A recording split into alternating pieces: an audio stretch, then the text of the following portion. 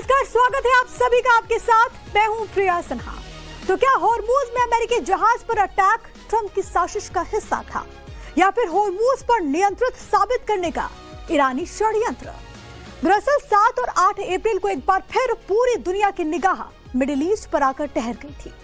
पूरी दुनिया को लगा कि फिर से पूरा पश्चिमी एशिया बारूद की आग से धधकने वाला है। इधर होर्मुज में अमेरिकी जहाजों पर हमले की खबर सामने आई, उधर अमेरिका ने ईरान को दहलाना शुरू कर दिया। बदले में ईरान ने खाड़ी देशों में मौजूद अमेरिकी ठिकानों पर बारूद दागा और फिर बयान सामने आया। अमेरिका ने कहा कि ईरान ने अमेरिकी जहाजों को होर्मुज में टारगेट किया, जबकि ईरान कह रहा था कि अमेरिका ने सीज फायर का उल्लंघन किया।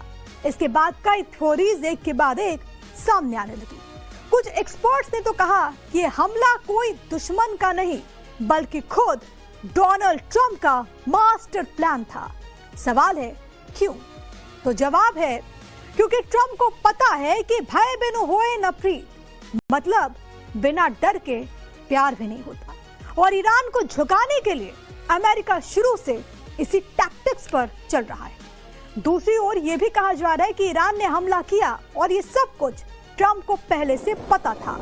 तो आज नवभारत सुपर 6 में इन्हीं तमाम थ्योरीज को करेंगे बेपर्दा। साथ ही आपको बताएंगे कि इस जंग के दौरान बेइज्जत हो चुका मुनीर अब भी जंग रुकवाने के ख्वाब आखिर देख क्यों रहा है। तो कई सवाल हैं जो कि एक के बाद एक उठने लगे। दरअसल बीते दिनों अमेरिका और ईरान एक बार फिर से आमने सामने आ गए। मिडिल ईस्ट में फिर से बारूदी धुआं उठने लगा। दुनिया की सांसें थम गई। लगा कि जंग फिर से शुरू होने वाली है, जिसके बाद ट्रंप ने आरोप यह लगा दिया कि ईरान ने होर्मुज में अमेरिकी जहाजों को टारगेट किया है। लेकिन ईरान का कहना था कि अमेरिका ने सीज फायर तोड़ा और इसके बदले उसने खाड़ी देशों में मौजूद अमेरिकी ठिकानों पर एक के बाद एक कई हमले कर दिए। इसी के बाद कई थ्योरीज खड़ी होने लगी, जिन्होंने इस जंग पर सस्पेंस और भी ज्यादा बढ़ा दिया। एक बार चलिए समझाते हैं आपको कि आखिर एक्सपर्ट्स की इस पर क्या थ्योरी सामने आई है। तो एक एक करके वो थ्योरीज आपके सामने रख देते हैं। सबसे पहली थ्योरी है कि अमेरिका और ईरान दोनों पक्ष जानबूझकर सीमित स्तर पर टकराव बढ़ा रहे हैं, लेकिन पूरी तरह युद्ध शुरू करने से बच रहे हैं। इसका मकसद अपनी सैन्य ताकत और दृढ़ता को दिखाना है, ताकि चल रही बातचीत में बेहतर सौदेबाजी की स्थिति हासिल की जा सके। इस थ्योरी के मुताबिक दोनों पक्ष फुल स्केल वॉर के आर्थिक नुकसान से बचना चाहते हैं, और यही कारण है कि ट्रंप प्रशासन ने हमलों को लव टैप यानी कि हल्का हमला बताया और सीज फायर अभी भी प्रभावी होने का दावा किया।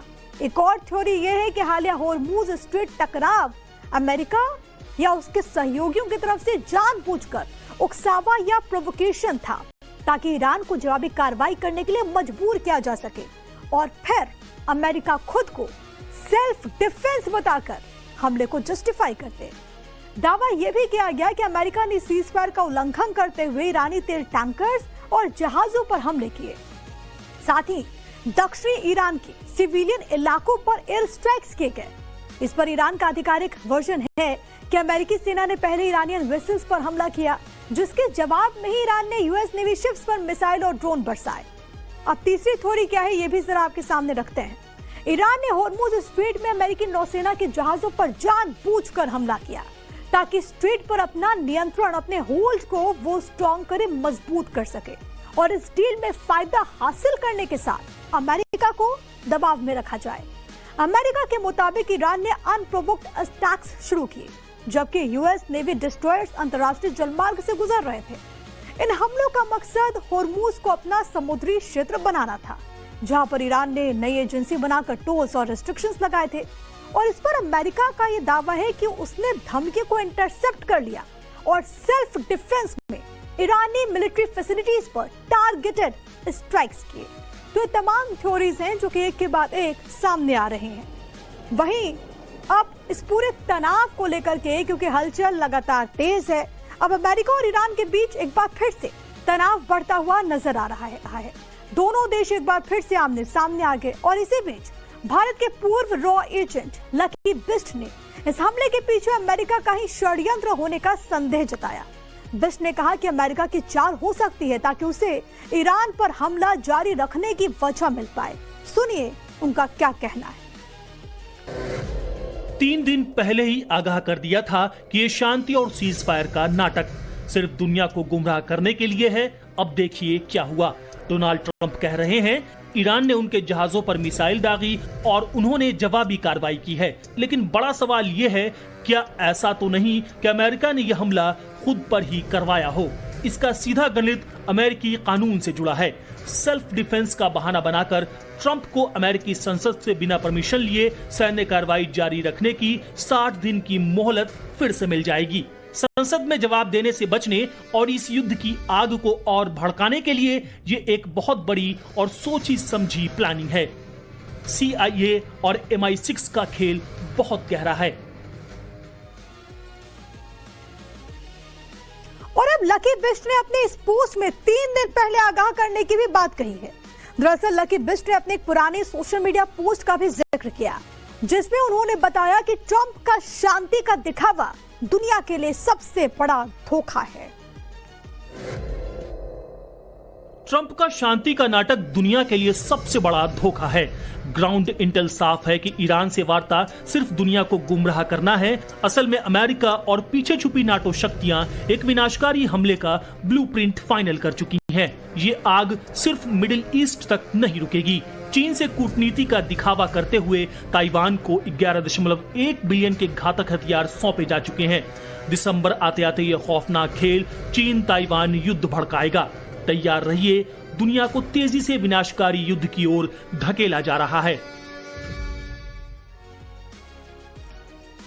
तो एक तरफ पूरा मिडिल ईस्ट धधक रहा है, दूसरी तरफ पूर्वी एशिया में एक बार फिर से उथल पुथल मच रही है।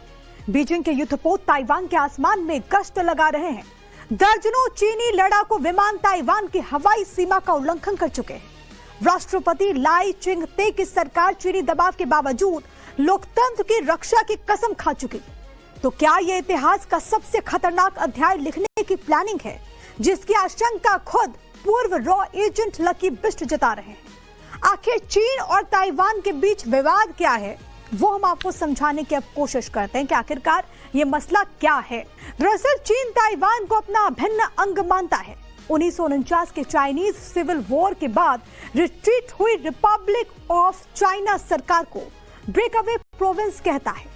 बीजिंग का आधिकारिक स्टैंड है कि वन चाइना सिद्धांत के तहत ताइवान का रीयूनिफिकेशन जरूरी है, जबकि ताइवान खुद को अलग इकाई मानता है और one country two systems model को वो अस्वीकार करता है। ये मूल विवाद 1949 से चला आ रहा है, लेकिन 2016 के बाद डीपीपी सरकार आने से तनाव बढ़ गया। इसके अलावा 2024 के चुनाव में डीपीपी उम्मीदवार लाई चिंग-ते की जीत और 2025 में सत्ता संभालने के बाद चीन ने उन्हें संप्रदायवादी करार दिया। लाई के भाषणों में ताइवान की संप्रभुता और लोकतंत्र पर जोर दिया गया, जिसे बीजिंग ने ताइवान इंडिपेंडेंस की कोशिश माना। डीपीपी की नीति स्टेटस क्यू बनाए रखने की है, लेकिन चीन इसे प्रो इंडिपेंडेंस मानता है। और इसके जवाब में चाइना ने 2025-26 में crack down on Taiwan independence वाली आधिकारिक भाषा भी इस्तेमाल की। साथ ही PLA यानी कि पीपल्स लिबरेशन आर्मी ने ताइवान के आसपास एयर डिफेंस आइडेंटिफिकेशन जोन में घुसपैठ बढ़ा दी, जो कि 2020 में 380 से बढ़कर 225 में 5,500 से ज्यादा सॉर्टीज हो गई। दिसंबर 2025 में जस्टिस मिशन 2025 नाम का सबसे बड़ा ड्रिल हुआ, जिसमें blockade simulation, live fire rocket firing और लीडरशिप डिकैपिटेशन का अभ्यास किया गया। 2026 में भी कोस्ट गार्ड शिप्स ताइवान के किनमेन द्वीप के रिस्ट्रिक्टेड वाटर्स में नियमित घुसपैठ कर रहे हैं। ये ग्रे जोन टैक्टिक्स है, जिनका मकसद ताइवान को डराना और अंतर्राष्ट्रीय समर्थन कम करना है। इस पूरे बवाल में अमेरिका की भूमिका बेहद बड़ी है। दरअसल अमेरिका अपनी पैठ बढ़ाने के लिए ताइवान को हथियार बेचता है और 2026 में भी इसी नीति के तहत बड़े पैकेजेस पास हुए, जैसे कि हिमार्स और जेवलिन। ताइवान ने इसी महीने $25 बिलियन का स्पेशल डिफेंस बजट भी पास कर लिया, जिसे चीन बाहरी हस्तक्षेप मानता है। मतलब अब दोनों तरफ से कॉम्प्रोमाइज सिचुएशन नहीं दिख रही। इसीलिए इस वक्त तनाव काफी ज्यादा बढ़ा हुआ है और सबसे बड़ी बात है कि हालात ऐसे हैं कि कोई भी पीछे हटने को राजी नहीं है। अब मिडिल ईस्ट में बात हद से ज्यादा बढ़ गई, जिसके बाद पाकिस्तान में आटे दाल के साथ मेडिकल क्राइसिस भी बढ़ गया। लेकिन मुनीर के दिमाग से अब भी इस जंग का फितूर उतरने का नाम नहीं ले रहा।